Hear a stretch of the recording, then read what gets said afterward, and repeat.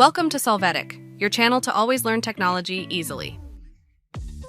Below in the description, you will find useful links we used in this video.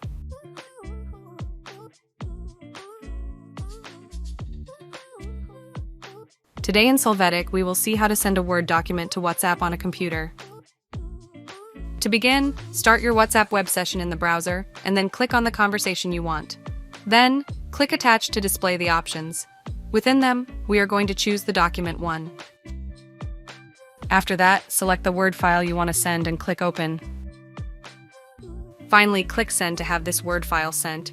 If you want, you can click on the file to validate that it downloads.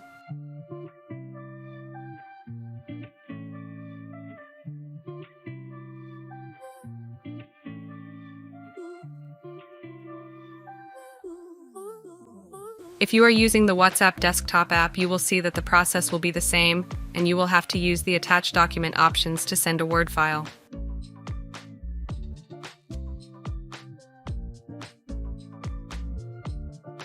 Hey, remember to subscribe Solvetic channel.